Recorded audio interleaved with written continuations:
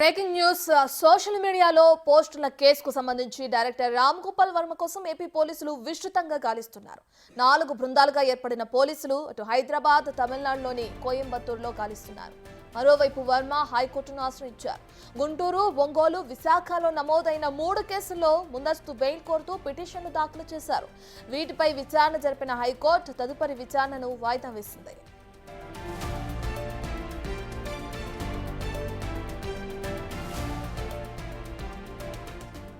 తనపై కేసులపై రామ్ గోపాల్ వర్మ స్పందించారు. కేసులకు తాను భయపడనని, వణికిపోవటం లేదని చెబుతున్నారు.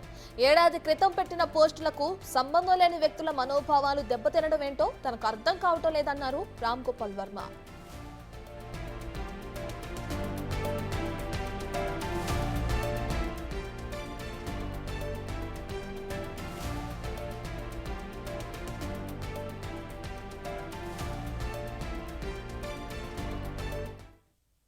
ధైర్యవంతుడు నేను చెప్పను.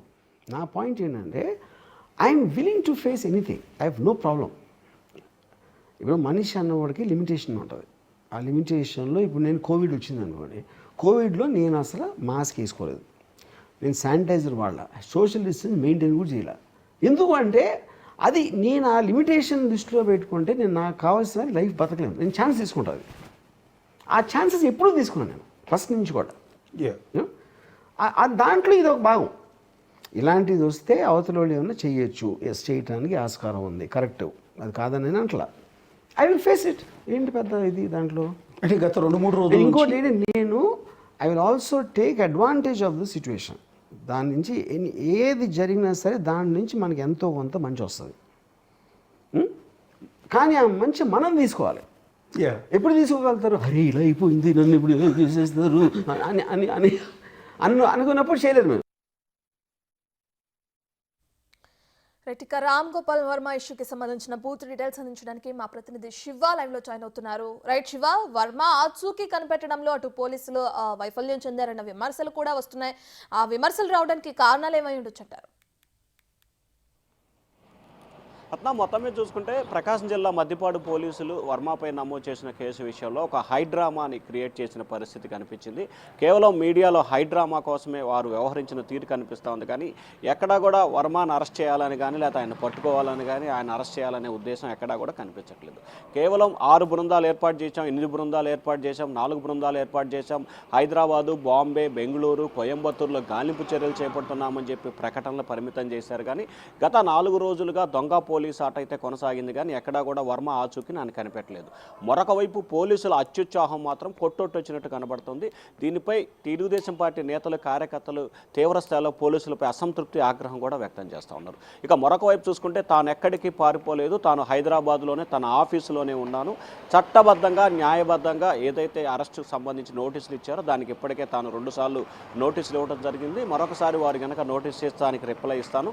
ఇప్పటికే వారు 25వ తేదీ ఇచ్చిన నోటీసుకు సంబంధించి 2 వారాలు గడువు కారాలని చెప్పి తన న్యాయవాది ద్వారా తానే స్వయంగా 7 పేజీల లేఖ రాసి వారిని గడువు కోరాను. ప్రస్తుతం సినిమా షూటింగ్స్లో బిజీగా ఉండటం మూలంగా రాలేకపోతున్నానని చెప్పారు. నిజంగా అంత అర్జెంటుగా విచారణ చేయాల్సి వస్తే జూమ్ ద్వారా, వీడియో కాల్ ద్వారా కూడా తాను విచారణకు హాజరవుతానని చెప్పి ఆయన నోటీసులో పేర్కొనడం జరిగింది. ఎప్పుడో సంవత్సరం క్రితం నమోదైన కేసులకు మీరు ఇప్పుడు హడావుడి చేయటం ఏంటి?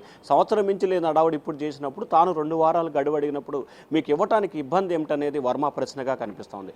మరొక వైపు ప్రస్తుతం వర్మకి సంబంధించి కూడా హైకోర్టులో ముందస్తు బెయిల్ పిటిషన్లు దాఖలు చేయడం, ఆ బెయిల్ పిటిషన్లు సోమవారం విచారణకు వస్తున్న నేపథ్యంలో అప్పటి వరకు అరెస్ట్ చేసే అవకాశం లేదని చెప్పి వర్మ తరపు న్యాయవాది కూడా చెప్తున్న పరిస్థితి కనిపిస్తోంది. మరొక వైపు నిన్న వర్మ ట్విట్టర్ వేదికగా 22 ప్రశ్నలతో కూడుకున్న అంశాలని ఇటు ప్రకాశం జిల్లా పోలీసులకు, పలు మీడియా సంస్థలు కూడా ట్యాగ్ చేస్తూ ఆయన కొన్ని ప్రశ్నలు కూడా అడగడం జరిగింది. వీటికి సంబంధించి ఎందుకు మీరు ఈ రకంగా వ్యవహరిస్తున్నారో తనకి సమాధానం కావాలని చెప్పి కూడా ఆయన ప్రశ్నించిన పరిస్థితి కనిపిస్తుంది. మరొక వైపు ఎట్టయినా సరే ఈరోజు సాయంత్రం కల్లా వర్మను అరెస్ట్ చేసి తీరుతామని చెప్పి ప్రకాశం పోలీసులు చెప్తున్నారు. మరొక వైపు వర్మ కోసం గాలింపుకి వెళ్ళిన 4-6 బృందాలు కూడా తిరిగి ఒంగోలు చేరుకున్నట్లు కూడా తెలుస్తోంది. సో మొత్తం మీద చూసుకుంటే పోలీసులు అత్యుత్సాహం తప్ప ఎక్కడా కూడా వర్మని పట్టుకోవాలని కానీ లేకపోతే అరెస్ట్ చేయాలనే వారి ఉద్దేశం ఎక్కడా కూడా కనిపించట్లేదు. కేవలం ఒక హైప్ క్రియేట్ చేసిన పరిస్థితి మాత్రమే కనిపించిందని చెప్పి కూడా టీడీపీ నేతలైతే ఆగ్రహం వ్యక్తం చేస్తున్నారు.